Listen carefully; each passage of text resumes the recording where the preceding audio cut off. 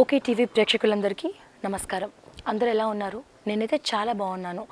And చాలా రోజుల తర్వాత మీ ముందుకు ఒక మంచి ఇంటర్వ్యూ తీసుకురాబోతున్నాను. అలాగే ఒక మంచి పర్సన్, ది గ్రేట్ లెజెండరీ పర్సన్ని ఇంట్రడ్యూస్ చేయబోతున్నాను.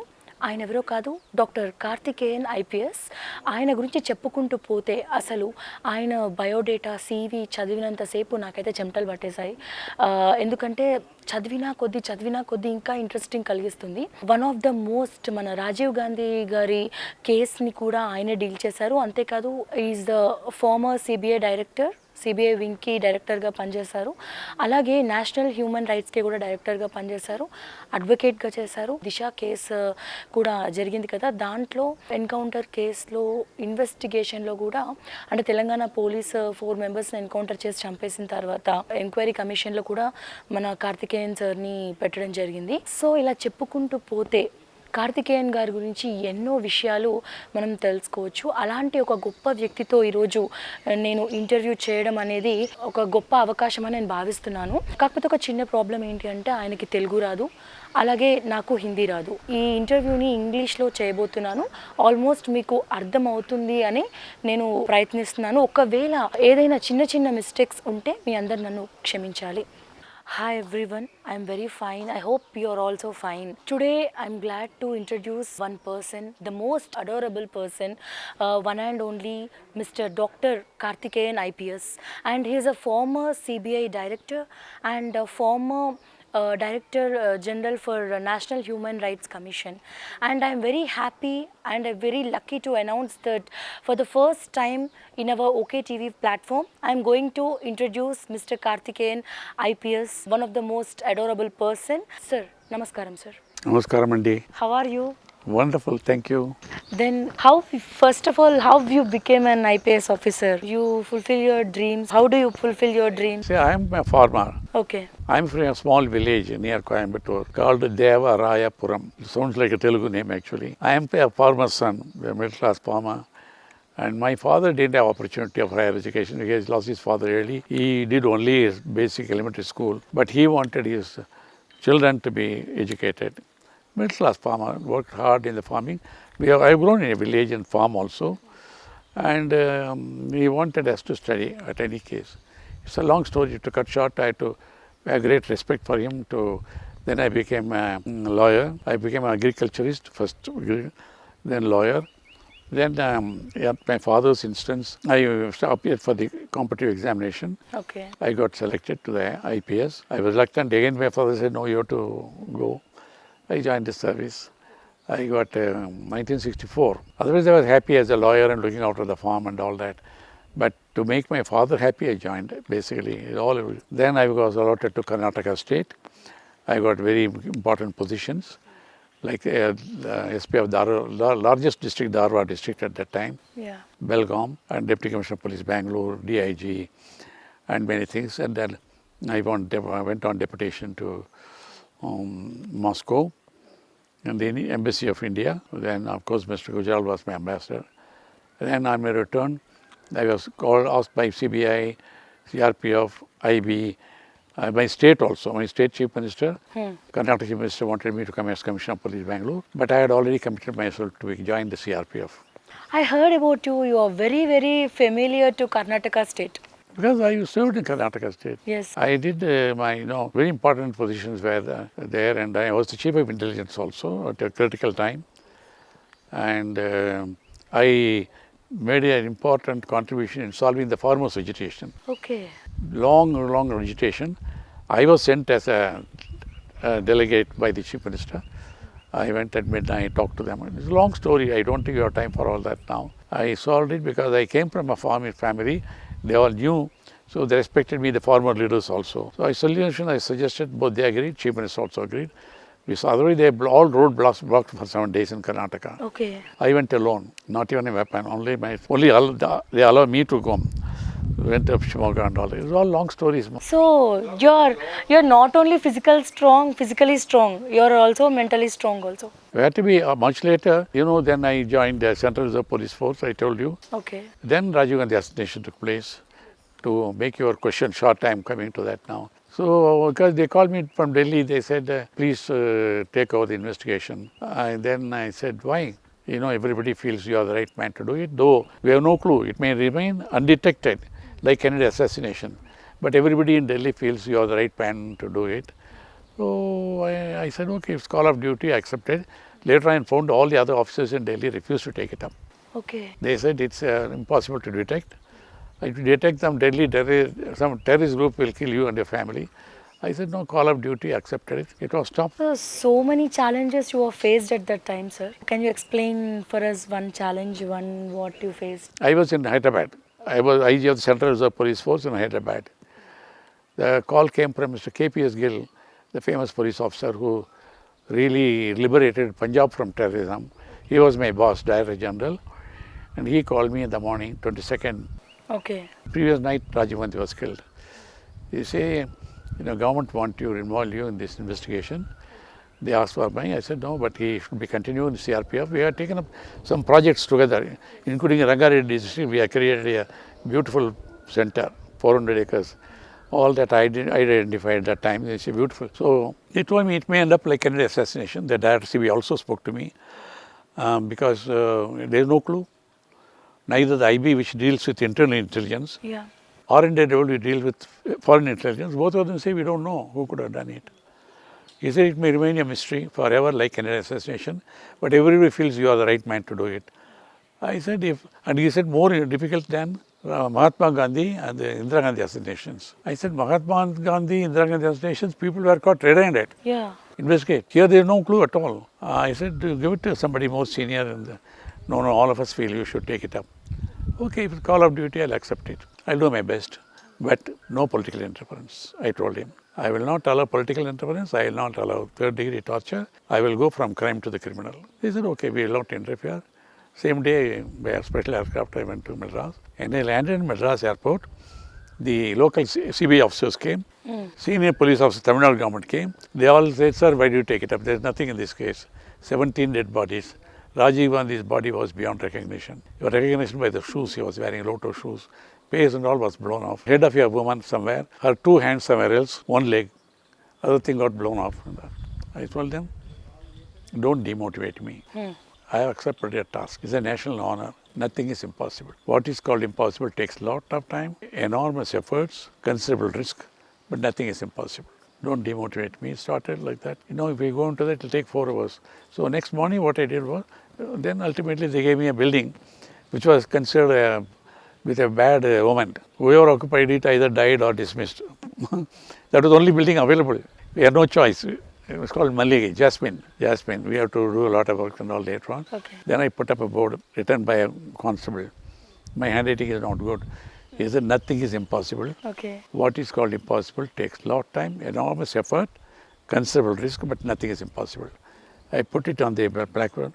I said, don't demotivate me, whether correspondence, foreign correspondence, all of them came. I have accepted the task, I have to do it. I told all my officers, I said, it's my risk. I am accountable to the government and the country, no third degree torture and all that. So first 3 weeks time, we knew, we came to know who they have done it, but we had to do a long chase and all that. It's all 4 hour long story, that's not, ultimately we detected the case. But on the day, the second day itself, Hindu wrote an editorial. They said, who can be there? It can be anybody but not LTT. Okay. For a reason they gave, it cannot be. But ultimately we found, I had an open mind. Allegations were made against everybody, against every political leader of every party.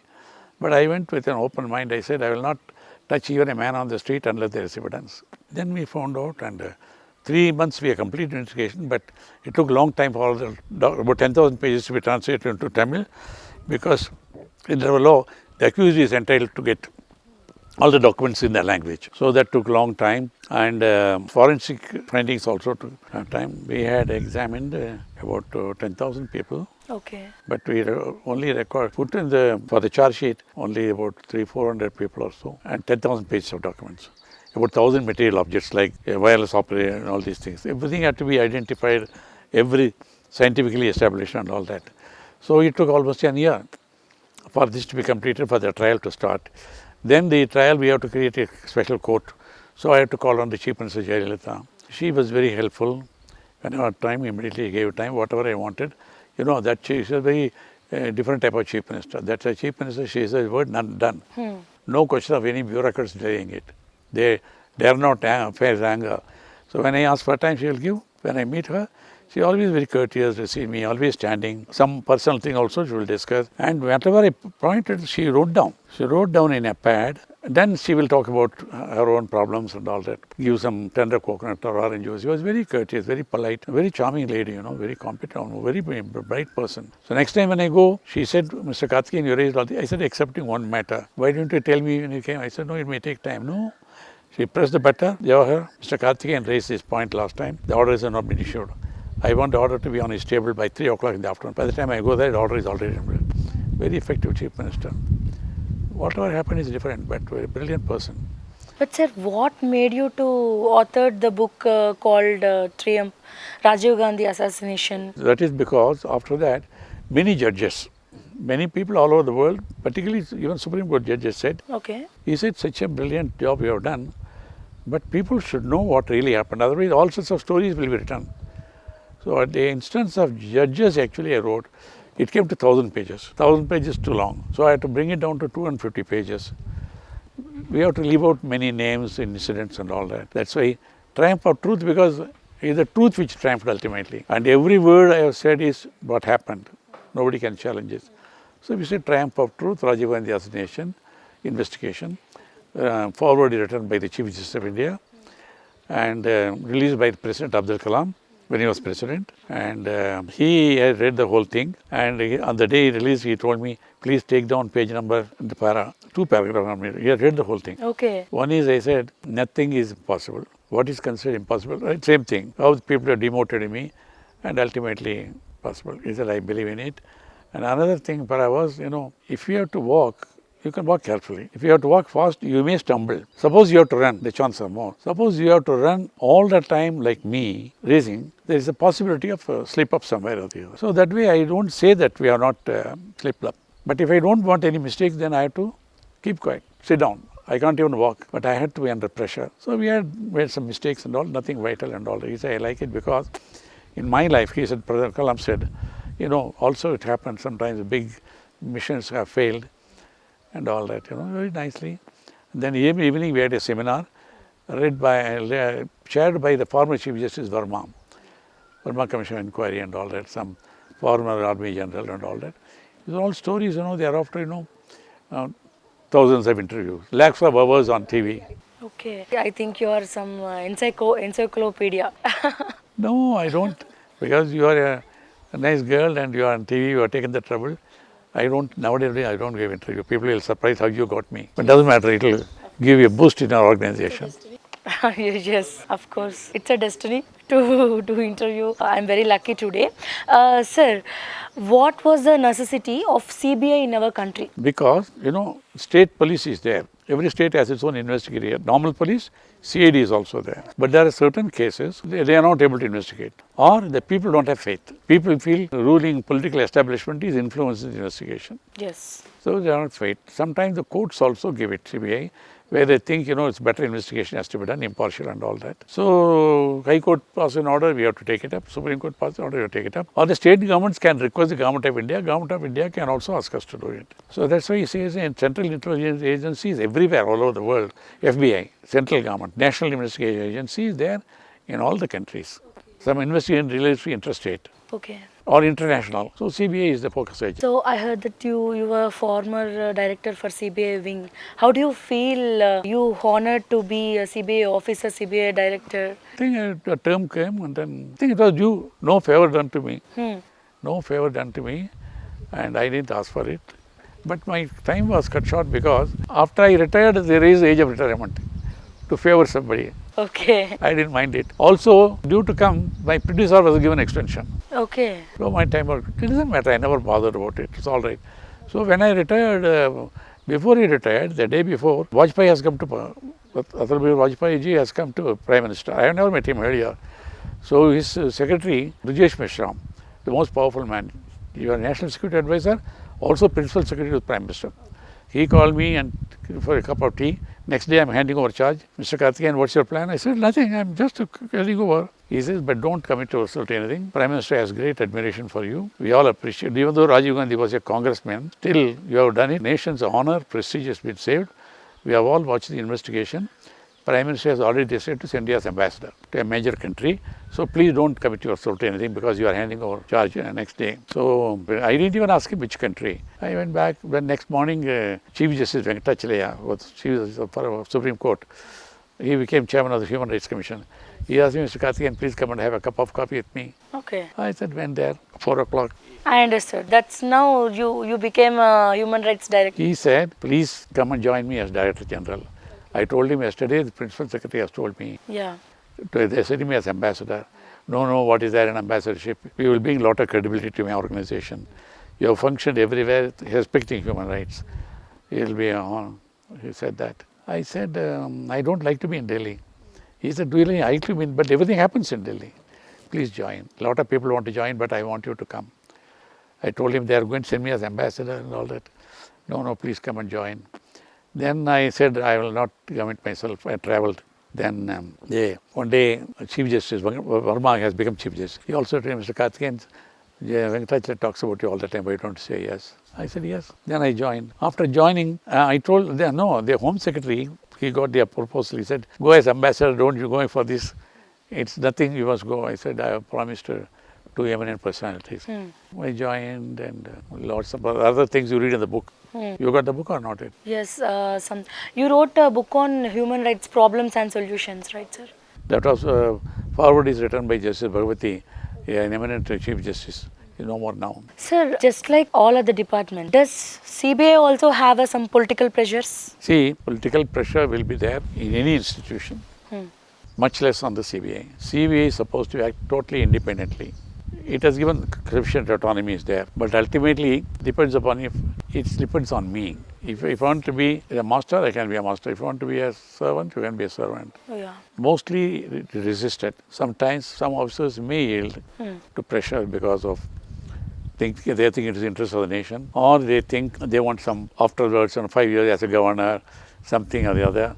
People get tempted. Even judges get tempted, very well. That's not correct. I won't say, but much less pressure will be on CBI than what is on state police forces. Because I can't say there is no pressure. I can't say very rarely it may happen, depending upon the director CBI. If he wants to be independent, nothing. He is a boss. You want to be a king, you are a king. You want to be a slave, you be a slave. It depends on you. Sir, there's a lot of changes happening in all the departments. Do you think CBI also should have some changes? CBI, appointment of CBI, the director itself. I used to say earlier only the Prime Minister, Home Minister, Leader of the Opposition, together can decide. Naturally, Prime Minister, Home Minister will, Leader of the Opposition will oppose it. Then becomes, even if his best man is appointed, he feels he is obliged to them. And the public also feel, after all, appointed by the Prime Minister belonging to a party. So we used to tell that's not enough. Ultimately, a couple of years back, they said Chief Justice also to be consulted, Chief Justice of India. So to a large extent, it is reasonably independent. So the director also doesn't feel obliged to anybody.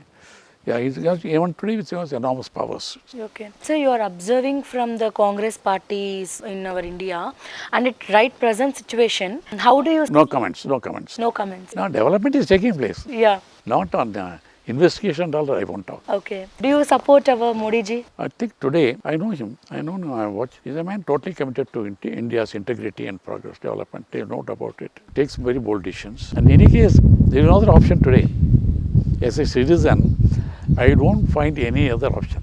See, so Modi also knows, he also appreciates my investigation of Rajiv Gandhi. He knows very well. I'm a great admirer of Rajiv Gandhi. I know. Yeah. Yes, it's unfortunate, it happened. He has shown a lot of respect to me, and I have met him a number of times earlier. And I personally feel he means well for the country. Well, if you say all decisions, for example, they deal with farmers' agitation, I am not for it. I feel they could have dealt with differently, better, with more compassion. I am a farmer. I've been in farmers' movement. See, the government being powerful, they could have been a little more generous. That's my feeling. Otherwise, he has been handling everything. The man, I asked him when I met him just before he became Prime Minister. We had a meeting. I'm the chairman of the Gujarat State Advisory Council Ambulance Services. He is a great admirer of that program. He said, I last meeting before he became PM, I asked him, long meeting, all that is not required here, about all thing allegations against him and things like that. He answered everything. Okay. He said, one thing what can be done, quoted here for you is, I said, no, one more thing I cannot reveal. I only asked him, you see, Prime Minister, Chief Minister's job is a full-time job. Yeah. You have to work all the time. And here you accepted responsibility to contest the election on behalf of the opposition party, leading opposition party BJP. I said, where will you find the time and energy to handle both? You see, to contest election, you have to travel all over the country. Yes. And India is not a country, it's a continent. Along with, even if you travel continuously, you can't cover.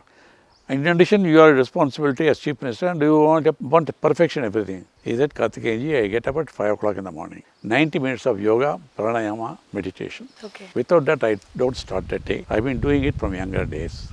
So I don't know what is fatigue, tiredness. You come at 10 o'clock in the night, you will see me either here or in my home office or traveling. So I quote these very places because when you say do yoga, meditation, the business, when convocation and all that, they say, sir, where is the time we have to work hard? I said, are you busier than Mr. Modi? Okay. He does it even today, I know. Are you busier than Mr. Narendra Modi?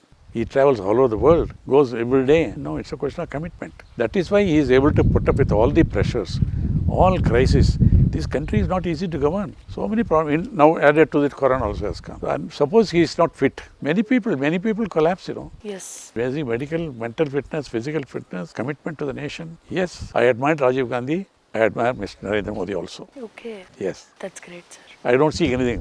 Even the offer, I don't accept it. People have, Dr. Abdul Kalam himself has offered ambassadorship, governorship, whatever. You have done a great service. I said, no, I don't seek anything. So, I'm independent. So, well, I filed a charge sheet. The primetime TV in Madras. It's a long interview. It was in Tamil. Oh, yeah. They asked me a question, are you not scared of your life? Pressure? I said, nobody to put pressure because I am not obliged to anybody. So I used the word, it's a very old saying, Namarkum kudiyallom namani anjum. That means I am not obliged to anybody, I don't fear death. Then what is that? I cherish my independence, that's all. So, don't support any individual parties? No, all offers have come from everybody. Okay. Yes. If someone offer you some post in governor, like... I told you, Dr. Abdul Kalam, the day after he became president, offered me. Yeah. I said, sir, I don't seek anything. He said, consult your wife. I went and asked my wonderful wife. She said, you never ask for a favor from anybody. Nothing is worth asking for and getting. Whatever God gives, we are happy with that. So he asked me next day. I said, sir, why? I said, sir, I am not, you are not, I am asking you, he said. I said, no, there is no compensation for what I have done. I have done my duty to the nation. So you're a very great person. How can you manage such things? Like for example, you told that your day start with yoga and everything, meditation. And I heard that your wife was a yoga teacher and you learned from her or individual opinion? No, she was always, we belong to religious families, spiritual minded, both were similarly. She became an art of living teacher. We are very close to Sadhguru Jagi Vasudev, Isha Yoga, Sri Sri Ravi Shankar Ji, Dadi Janaki, passed away recently, and Swami Kriyananda of Ananda, that is Paramahansa Yogananda's disciple, many organizations, and somehow they always call me, I always went. Now I am with the PSSM movement, no? Pyramid Society. Yes. They are teaching Anapanasati meditation, led by Andhra Master Subhash Patriji. Okay. Yes, I am supporting them. I found it just miracles to people. See, people to be made responsible. To make responsible, meditation helps. Not only for your health or the body, mind and spirit, but even if each one of us become responsible, the world will be transformed. Not only the leaders, everyone. You will see the ultimate purpose of meditation is make yourself responsible. Harmony between the body, mind and soul of myself, Okay. my family, my society, my nation. Only peaceful nations can live a peaceful world. You want to fight this corona and all that, you have to go back to, stop all these atrocities we are committing against nature. That will be some other interview, some other day. Sir, I have a small doubt, sir. I had so many people doing meditation like in pyramid. But people who do meditation, they believe in God. Some people provoke them, there is no God. No, that's not correct. See, if you want to believe in God, what is God? Ultimately, what they say, Aham Brahmasmi, that is where Veda says. You are that, Tattvamasi. You are that. Vedas say you are the divine. Yeah. The divinity is within you. Your job is to discover it and live accordingly. They don't say don't believe in God. They don't believe in God, believe in God. There are most of the people believe in God also. It's all extreme thing. If you want to say I am God, okay, you can say God. You say yes, divinity is there. You can quote Vedas. Divinity is in each one of us.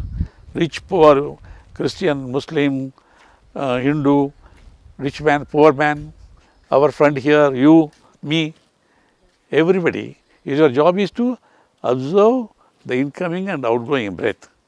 Afterwards, you becomes, your thoughts, each one of us have 50 to 60,000 thoughts a day. Now, during this time, so many thoughts have passed your mind, my mind also. You can't deny that. And most of them are past or negative. They say once you remove these thoughts, the mind, what's called cosmic energy, Yes. divine energy if you believe in God. If you're a scientist, you can say quantum energy. Quantum energy doesn't accept emptiness. It flows into you, makes you healthy, body, mind and spirit. All good things happen to you. All your enemy relationships come back. You are forgetting people, forgiving people. All these are possible. It happens, you must experience it. I don't know whether you got my flyer, meditation flyer also. Yes, sir. I got it. Yeah, today morning also. After this, I was walking. They called me. Normally, when I am traveling, sir, please come. Then Patriji spoke to me. Somebody spoke like that and all that. Then this man was also, Nagaraju was nearby. I said, I am here in this place. Patriji said, I didn't know. I said, it's a beautiful place, you must know. It's going to be world famous. This country is going to be at least national famous. In a couple of years' time, it will be somewhere. Today, it is popular because of Pragati. In 2 years, Pragati also will become popular because of this. That is the way it's going to grow. That's what is my expectation of Nagaraju and his company. They heal people, no? People have lost life. They are bringing them back to life. Yeah. Hospital charge crores of rupees, no? One of my friends said, sir, actually, he's very close to me, and he said, if you are doing a meditation, if you are believing in pyramid, then you have to no need to do puja and everything. You should not believe in God. It's left to you. Here, there are Christians doing it, Muslims doing it, Sardarji is doing it. Nobody says don't have your personal God. Whatever it may be, you have faith first in yourself. Yes. You have that energy in you. You can heal yourself. Miraculous healing is taking place and all that. I don't want to go into that question now.